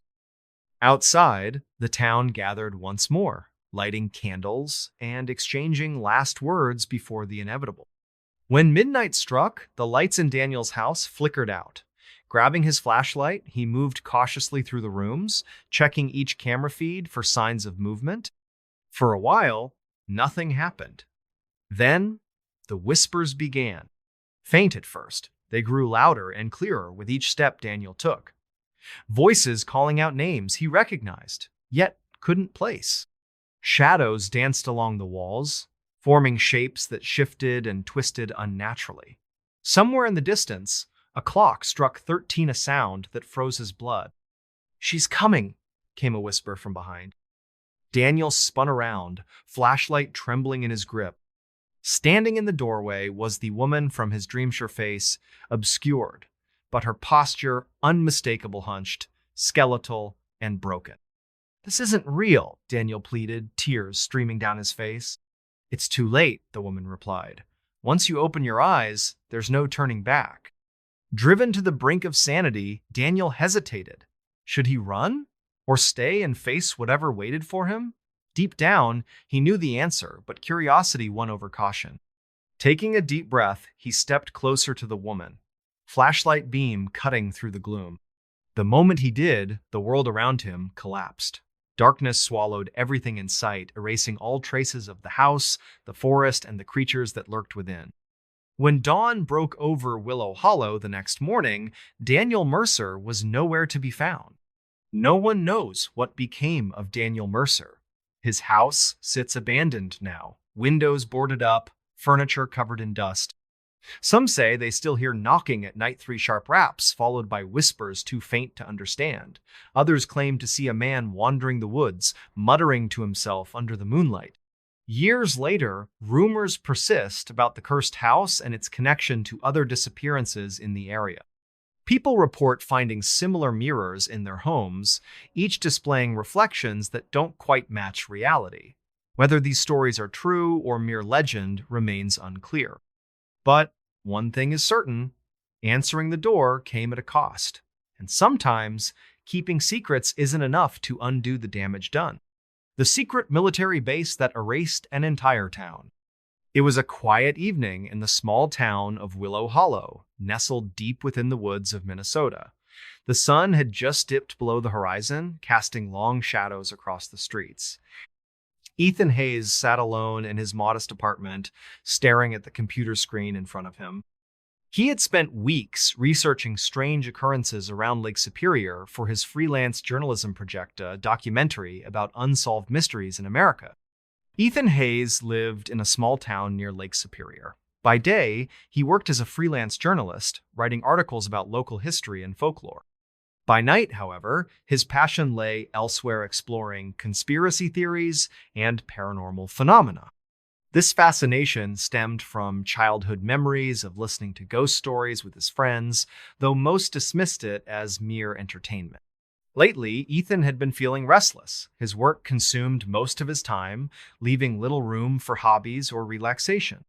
On this particular weekend, he decided to dive deeper into his research, hoping to find a story worth telling. That's when he discovered the legend of Blackwater Basin enigma wrapped in secrecy. According to the documents, the U.S. government had once used a secluded area near Willow Hollow for experimental purposes during the Cold War era. Details were scarce, but there were hints of something far more sinister than mere military drills. People sent to the base never returned, not even scientists or soldiers. Those who tried to investigate disappeared without a trace. Any mention of the base was erased from official records, leaving behind only whispers and rumors. One elderly woman named Mrs. Harper shared a chilling tale over coffee. "That base isn't natural," she whispered, glancing nervously around the cafe. "People go there, and they don't come back." Ethan nodded politely but dismissed her words as superstition. Still, he couldn't ignore the unease growing inside him. What if the legends were true? What if the government really did cover up something unimaginable? Finally, the day arrived. With his gear loaded, Ethan set out into the night, determined to uncover the truth. For days, Ethan prepared meticulously. He gathered supplies, food, water, flashlights, recording equipment, and studied maps of the area. Locals warned him against venturing too far into the woods, claiming the path to Blackwater Base was treacherous. Hunters spoke of unnatural silences that fell over the forest, while hikers described thick fog that swallowed entire groups. Despite their warnings, Ethan felt compelled to investigate. Perhaps it was curiosity, or maybe it was destiny pulling him toward answers. Taking a deep breath, he stepped into the woods under a cloudless sky. Birds sang softly overhead, and the sun cast golden light through the towering pines. It was peaceful, almost too peaceful. As he approached the site of the base, however, the atmosphere shifted dramatically. The air grew colder, and shadows stretched unnaturally across the ground. A thick fog rolled in, obscuring everything beyond a few feet. "I should turn back," Ethan muttered to himself, gripping the wheel tightly. But it was too late. The fog enveloped him completely, and when it cleared, the ruins of Blackwater Base loomed ahead, a jagged mass of concrete and steel shrouded in mystery. Stepping into the ruins, Ethan immediately sensed something wrong. The ground beneath his boots felt spongy, almost alive. Strange noises echoed through the dense forest branches, snapping, whispers carried by the wind, and faint cries that sounded eerily human. Each step brought him closer to the heart of the base, where remnants of experiments long abandoned stood half-buried in vines and moss. Inside the ruins, Ethan found remnants of what appeared to be a laboratory. Test tubes filled with murky liquid-lined shelves, their contents glowing faintly in the dim light. Papers scattered across desks contained diagrams of creatures that defied logistibrids between humans and animals, beings with multiple eyes, and entities made entirely of shadow. At the center of the room lay a single objecta-black clock, etched with symbols that pulsed faintly under his flashlight beam. "What is this?" Ethan whispered, reaching out cautiously. Before he could touch it, the clock emitted a low hum, vibrating gently in his hand. Then, the lights in the lab flickered to life, illuminating the space with an unnatural glow. Ethan froze, his mind racing. Was someone or something still here? Suddenly, voices filled the air, hundreds of them, overlapping and whispering unintelligible phrases. Ethan covered his ears, trying to block out the cacophony, but the sound persisted. When he looked up, he saw movement in the corners of the room shadows, stretching and twisting into forms that shouldn't exist. "They know you're here," came a voice behind him. Ethan spun around, flashlight trembling in his grip. Standing in the doorway wasn't Humanot entirely. Its form shimmered like heat waves, shifting between shapes until settling on something vaguely humanoid. Eyes glowed faintly in the darkness, fixed intently on Ethan. "You shouldn't have come," the creature rasped, its voice echoing unnaturally. "What happened here?" Ethan stammered, backing away. "That doesn't matter anymore," it replied. "You've already seen too much." With those final words, the world around Ethan dissolved into chaos. Shadows converged, swallowing everything in sight. Time lost meaning. Space warped unpredictably. All he could hear was laughter, cold, cruel, and endless. Strange things began happening almost immediately after the drawer incident. Pots and pans rattled in the kitchen cabinets, even though no wind blew through the house. Doors creaked open on their own, and the thermostat fluctuated wildly despite being set to a constant temperature. Shadows danced across walls where none should exist, forming shapes that shifted and twisted unnaturally. Ethan tried to rationalize the occurrences, attributing them to old building creaks or overactive imagination. But deep down, he knew better. One stormy night, while lying in bed, he heard footsteps above his head, slow, deliberate steps that echoed through the ceiling. Though the apartment was on the top floor, the sound persisted, driving him to the brink of madness. Every night brought new terrors. Sometimes he caught glimpses of himself in reflections where there shouldn't be any. Other times he heard voices calling his name, though no one else was there. His mind raced with questions. Was he losing his grip on reality, or was something or someone watching him? Days passed, and Ethan noticed patterns emerging. Names of missing individuals, dates of unexplained disappearances, and references to time anomalies scattered throughout the files. Some entries described eerie, sighting shadowy figures moving where they shouldn't, lights flickering beneath the water's surface, and screams carried by the wind.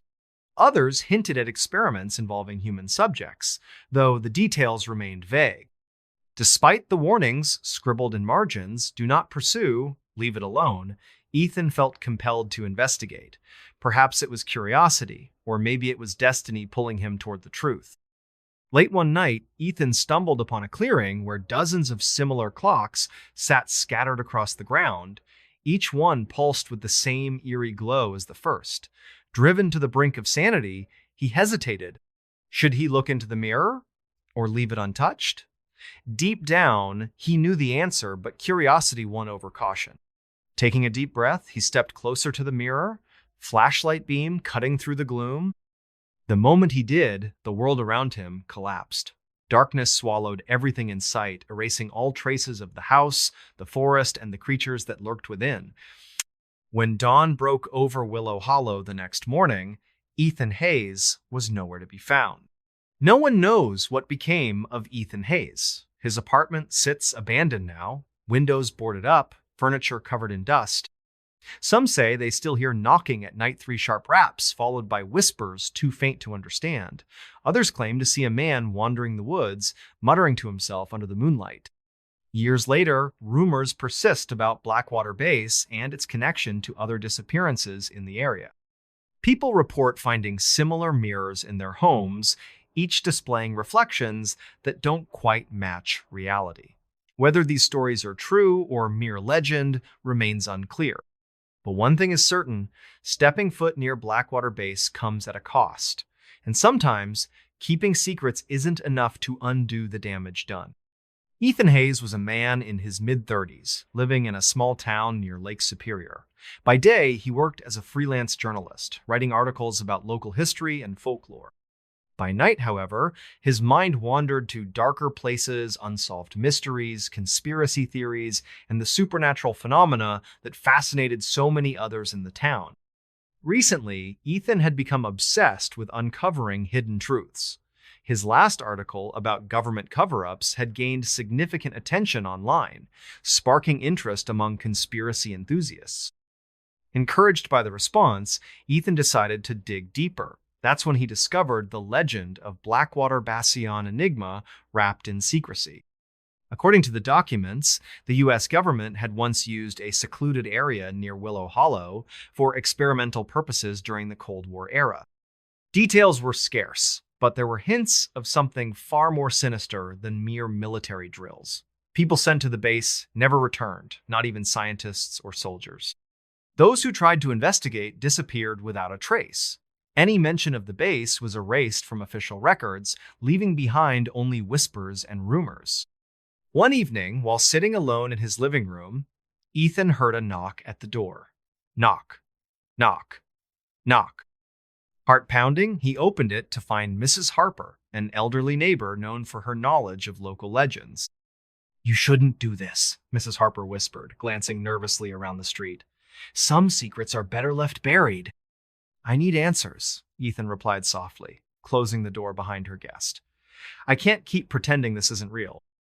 Mrs. Harper sighed, accepting a cup of tea Ethan offered. "Back when I was young," she began, her voice trembling slightly, "we thought it was a curse. something ancient brought here by settlers who disturbed sacred ground. But then came the facility, and everything changed. What happened there? Ethan asked, leaning forward eagerly. They experimented on us, Mrs. Harper admitted finally. On everyone? We didn't know it at the time, but now... Her gaze drifted toward the window, where shadows stretched unnaturally across the lawn. Now we're part of something bigger, something we can't escape. With those final words, Mrs. Harper stood and left, leaving Ethan alone with his thoughts and his fears. For weeks, Ethan delved deeper into the town's archives, piecing together fragments of the past. He uncovered classified reports, handwritten journals, and photographs of empty streets taken during Vanishing Day. One document stood out, a diary belonging to a former resident named Clara Thompson. Clara's entries detailed her experiences leading up to the disappearances. At first, she described mundane details, family gatherings, school events, and daily routines. But as Vanishing Day drew nearer, her writing became increasingly erratic. I can feel it, Clara wrote in one entry. Something is watching me. It moves in the shadows, whispering names I recognize, names of people who used to live here. In another entry, Clara described seeing strange lights above the lake. They come every night now, she wrote. Bright flashes that disappear as quickly as they appear. Is this our fate? To vanish into nothingness? These words haunted Ethan as he read them. Could the same forces responsible for Clara's disappearance still linger today? Or was there something else at play?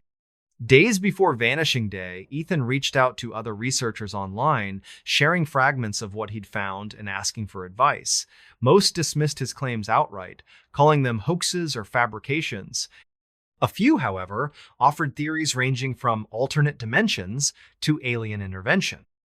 Among those who responded was Dr. Marcus Langley, a retired scientist living on the East Coast.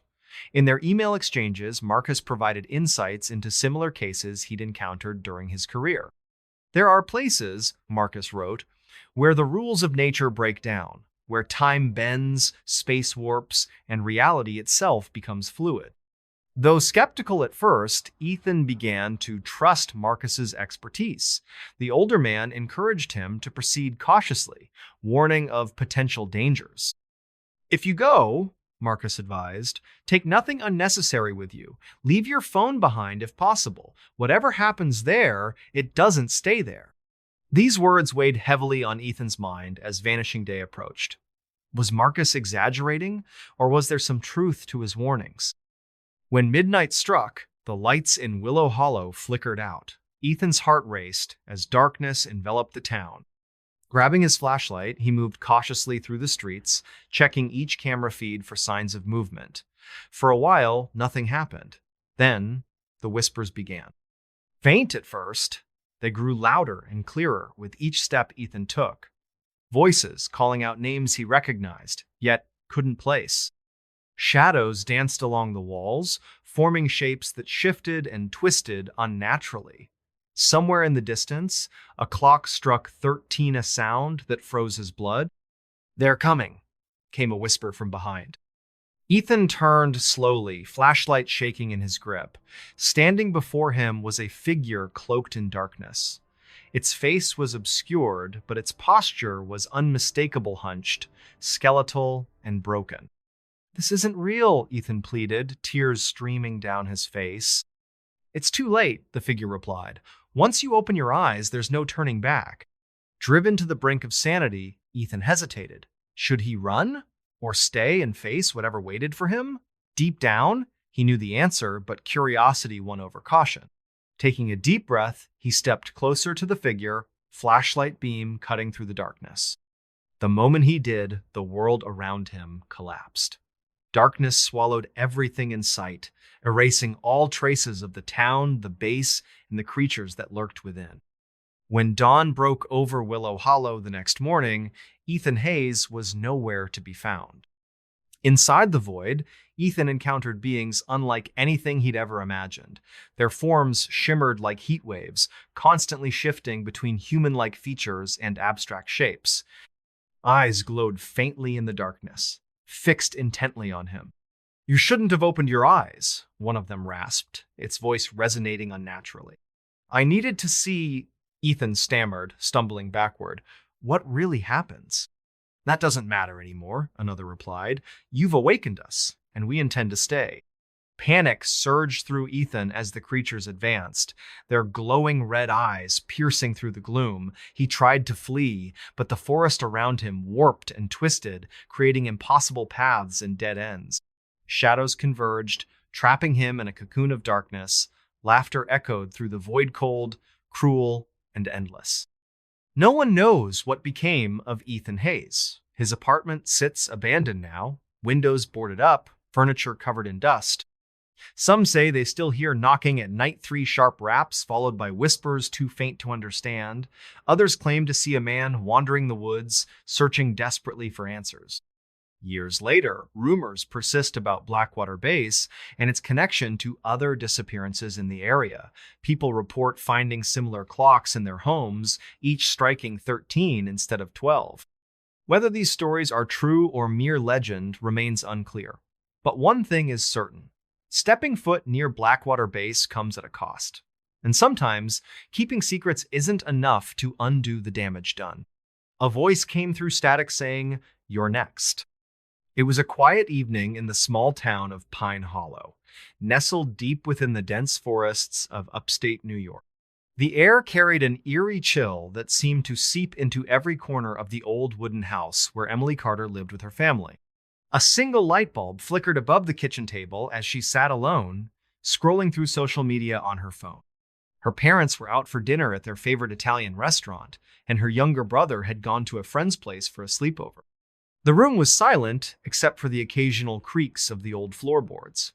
Emily glanced at the clock hanging on the wall. It read 9:47 p.m. She sighed, feeling bored but comfortable in the solitude. Suddenly, her phone buzzed loudly against the wooden surface, startling her. It was a notification from a video call app she rarely used. Curious, Emily tapped the screen. "Who could this be?" she muttered under her breath, furrowing her brow. The caller ID showed an unknown number. Normally, she would have ignored it, but something about the timing felt strange. As if sensing hesitation, the device vibrated again impatiently. With a shrug, she answered. A crackling sound filled the speakers. Static. Nothing but static. "Hello?" Emily asked cautiously, leaning closer to the microphone. No response came, just the unsettling hiss of interference. She frowned, ready to end the call, when suddenly a faint voice broke through the noise. "You're next." Emily froze. Her heart skipped a beat before racing wildly inside her chest. The words echoed in her mind, sending shivers down her spine. Who said that? And what did they mean by next? Panic began to rise, but she forced herself to stay calm. "Who is this?" she demanded, her voice trembling slightly despite her effort to sound assertive. There was no answer, only more static. Then, just as suddenly as it had begun, the line went dead. Emily stared at her phone, breathing heavily. The screen displayed, "Call ended." She swallowed hard, trying to rationalize what had just happened. Maybe it was a prank call, or maybe there was some kind of glitch in the system. But deep down, a nagging feeling told her otherwise. To distract herself, Emily decided to check on the rest of the house. She stood up slowly, grabbing a flashlight from the drawer near the door. The hallway outside her kitchen stretched long and dark shadows dancing along the walls from the dim glow of her light. Each step echoed eerily throughout the empty home. Reaching the living room, she noticed something odd. The television was on, though she clearly remembered turning it off earlier. The screen displayed nothing but snow, accompanied by the same crackling sound she'd heard during the call. Confused, Emily approached the set and reached for the remote control. But before she could press any buttons, another message appeared across the screen in bold white letters. "You're next." This time, fear gripped her throat so tightly she couldn't scream. Tears welled up in her eyes as she stumbled backward, tripping over a rug and landing hard on the floor. Desperate to escape, she scrambled toward the front door, but as she twisted the doorknob, she realized it wouldn't budge. Someone or something was keeping her trapped inside. Panic consumed her now. Emily ran back through the house, searching desperately for another exit. The windows! Yes, the windows might offer a way out. Racing upstairs, she flung open one of the curtains overlooking the backyard. What she saw outside made her blood run cold. Standing beneath the pale moonlight was a figure cloaked entirely in black. Its face obscured by a hood, yet its presence radiated menace. For a moment, their gazes locked across the distance. Emily didn't know how or why, but she felt certain this entity was responsible for the call sand, whatever else was happening. Summoning all her courage, she grabbed the nearest object a heavy vase and hurled it at the window. Glass shattered everywhere as fresh air rushed in. Without thinking twice, she climbed onto the sill and leapt into the yard below. Pain shot through her legs upon impact, but adrenaline propelled her forward. She sprinted blindly through the forest surrounding her property. Branches whipped against her skin, twigs snagged at her clothes, but she didn't stop. Her lungs burned, her muscles screamed, yet still she pushed onward. Somewhere behind her, she thought she heard footsteps pounding after her. Faster and faster, she ran until finally collapsing near a clearing. Exhaustion claimed her briefly, allowing her mind to wander. Was this real? Could it possibly be true? Questions swirled endlessly without answers. When she mustered the strength to stand once more, daylight greeted her instead of night. How had hours passed unnoticed? More importantly, where was she now? In the distance loomed an abandoned asylum known locally as Blackwood Sanitarium. Its crumbling facade seemed to beckon her closer. Though terrified, Emily felt inexplicably drawn to investigate. Inside, the atmosphere grew heavier with each step taken deeper into its halls. Dusty floors groaned beneath her weight, while peeling wallpaper revealed ghostly shapes painted beneath. And then she found them. Photographs scattered carelessly across a desk in one of the rooms, images of people who bore striking resemblance to those around her hometown. People who had mysteriously vanished over the years. Among these pictures rested one final note written hastily in red ink. They've already chosen you. This video killed everyone who watched it, until now.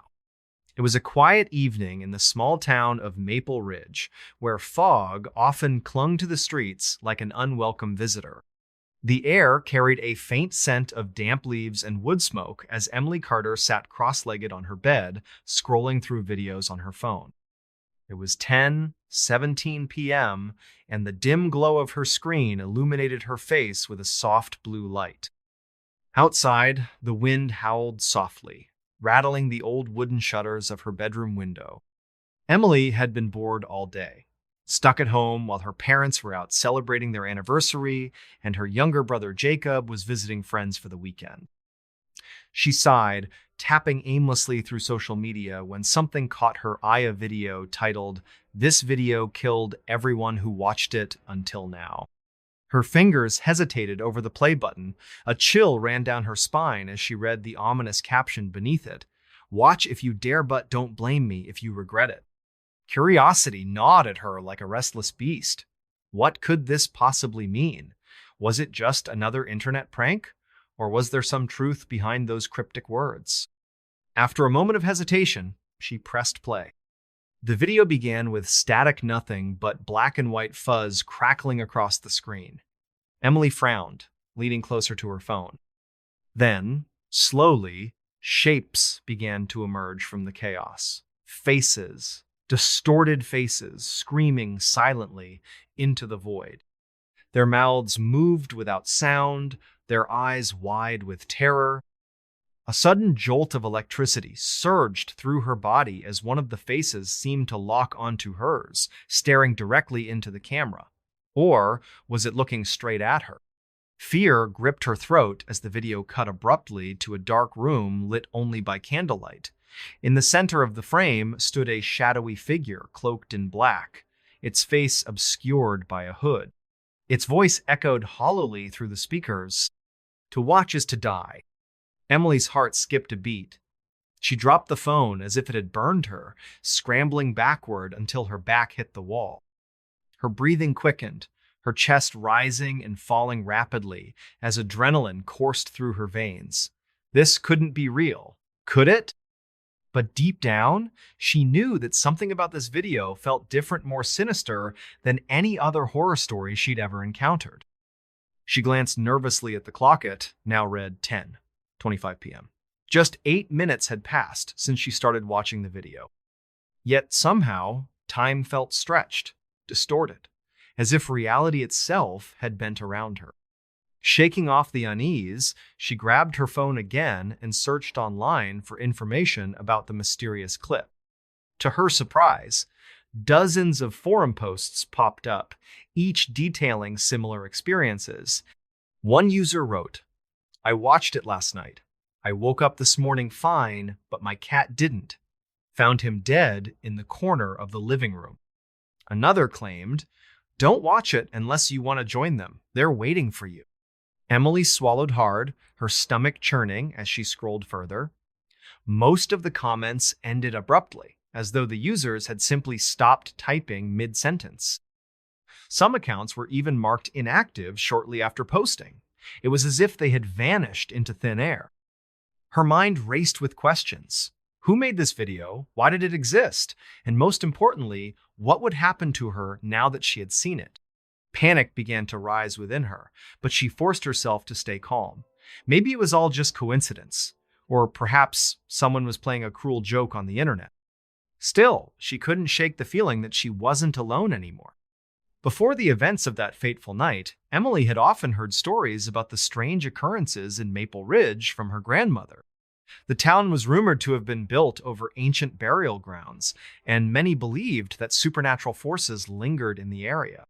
One particular legend spoke of a cursed videotape discovered decades ago in Blackwood Sanitarium, an experimental facility rumored to have conducted unethical experiments involving human psychology and paranormal phenomena. According to local lore, the sanitarium had once housed patients suffering from severe mental illnesses. Researchers there attempted to manipulate their subconscious minds using audio-visual stimuli, hoping to unlock hidden truths about the human psyche. However, these experiments went horribly wrong, resulting in numerous deaths among both patients and staff. The cursed videotape was said to be a byproduct of these failed experiments, imbued with malevolent energy that drove anyone who watched it to madness or worse.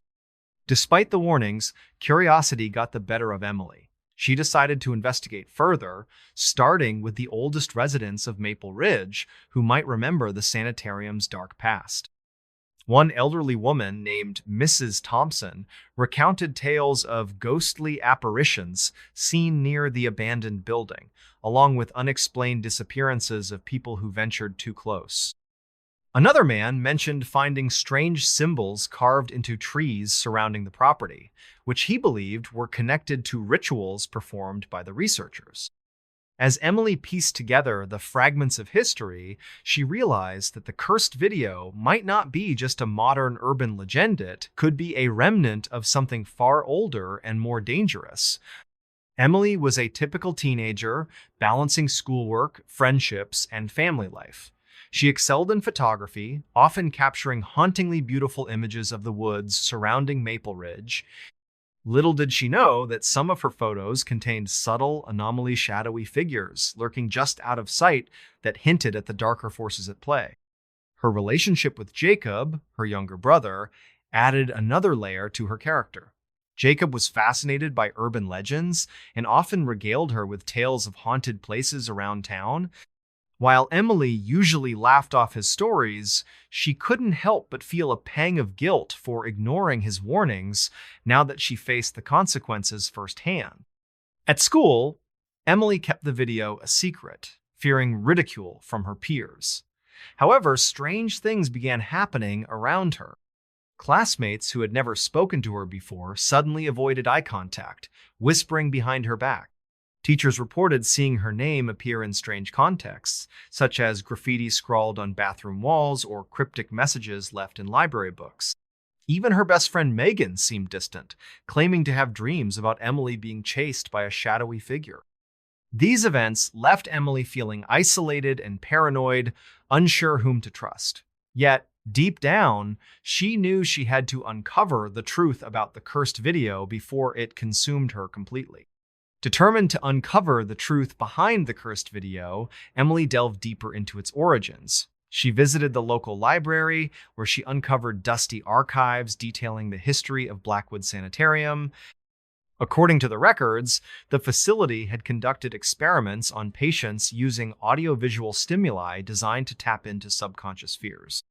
One entry stood out: a report describing a prototype videotape created to induce extreme psychological distress. The experiment went horribly wrong, resulting in multiple deaths among test subjects. The tape was buried deep within the sanitarium's basement, presumed lost forever until now. Armed with this knowledge, Emily decided to visit the abandoned sanitarium herself. With trembling hands, she gathered supplies: a flashlight, a notebook, and a recording device to capture any evidence of paranormal activity.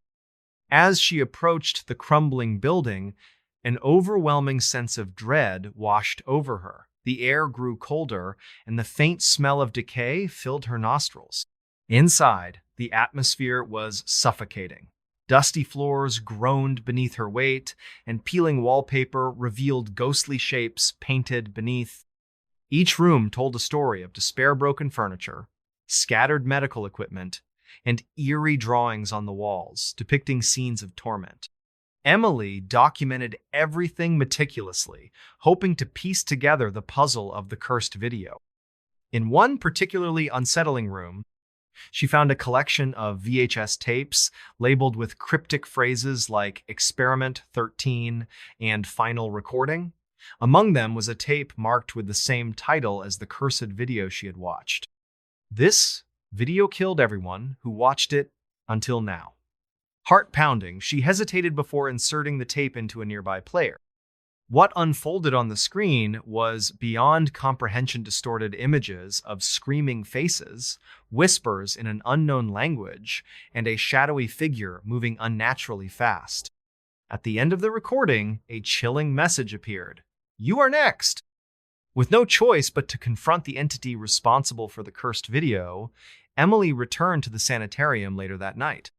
Armed with courage and determination, she ventured deeper into the labyrinthine halls, following clues left behind by previous victims. Eventually, she came face to face with the shadowy figure from the video. Cloaked entirely in black, its presence radiated pure menace. Despite her fear, Emily refused to back down. Using her knowledge of the sanitarium's history and the cursed video's origins, she devised a plan to break the curse. Through sheer determination and quick thinking, Emily managed to reverse engineer the curse by recording herself confronting the entity. By exposing its origin and purpose, she broke the cycle of death, freeing both herself and countless others who had fallen victim to its power. Yet, as dawn broke and Emily emerged from the ruins of the sanitarium, she couldn't shake the feeling that something remained unfinished. That somewhere, in the depths of the forest, the cursed video still waited for its next victim. This expanded version adds layers of backstory, character development, and suspenseful twists to create a richer narrative experience. With careful pacing and emotional depth, the story becomes a gripping exploration of fear, curiosity, and survival.